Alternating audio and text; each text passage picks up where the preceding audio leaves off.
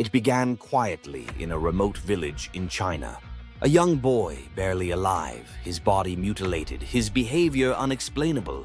Dr. Kwang Jingshu, called to examine him, couldn't make sense of the symptoms. Fever, bites, a blank stare. But there was no time to investigate. Before he could act, the village was sealed off. The government moved in, and the boy, Patient Zero, became the spark that would ignite a global catastrophe. The infection spread like wildfire, but not in the way you'd expect, not from a headline. It crept through black markets, through organ trafficking, and on the backs of refugees fleeing conflict. As one nation tried to hide its outbreak, another ignored it, and people kept moving. In South Africa, whispers turned to screams. In India, there were mass drownings. In the United States, a miracle pill called phalanx flooded the market, promising immunity but doing absolutely nothing. And then the dead came. Not sick, not deranged, dead. Moving with no fear, no fatigue, no hunger. Just hunger for you. Governments fell into denial. The media tried to calm the public. The military in places like Yonkers, New York, rolled out tanks and missiles, only to realize you can't kill what's already dead with conventional warfare. The zombies kept coming, wave after wave, tearing through armor and cities alike. The world cracked, people fled. Suburbs emptied, skies filled with desperate planes. Oceans became graveyards of floating refugee barges and pirate ships. In places like Russia and North Korea, entire populations simply vanished underground or were forced into brutal religious and military conversions. Israel, in a rare show of foresight, built massive walls and opened its borders to all, even Palestinians, just to ensure survival. But even that wasn't enough. The world was dying.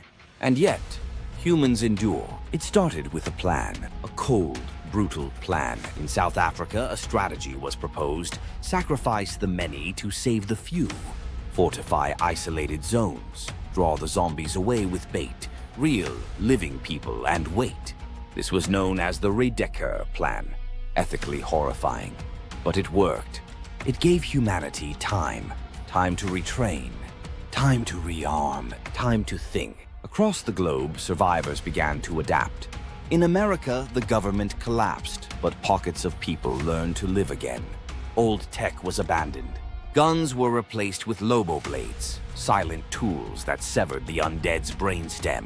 Entire cities were reclaimed block by block.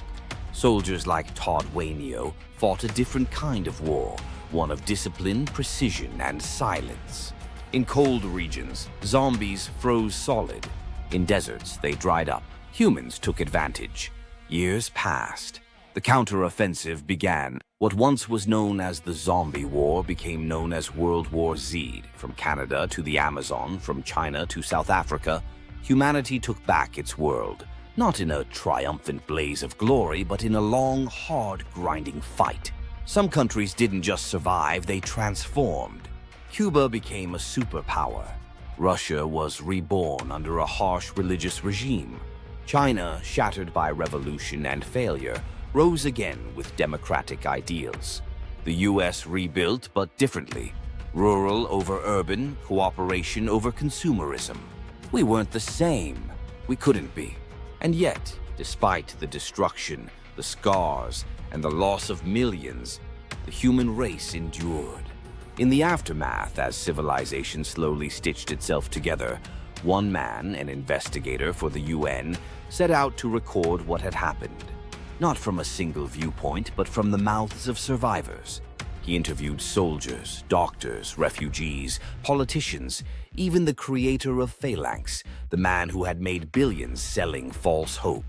Each voice added to the mosaic of the war, the victories, the horrors, the betrayals, and the resilience. From children raised in silence to soldiers who still flinch at the sound of their own heartbeat, everyone had a story. And that's what World War Z truly is. Not just a book about zombies, but a story about us. About how close we came to losing everything and what it took to claw our way back. The war is over, but the memory remains. And if there's one lesson it taught us, it's this: don't ever look away again.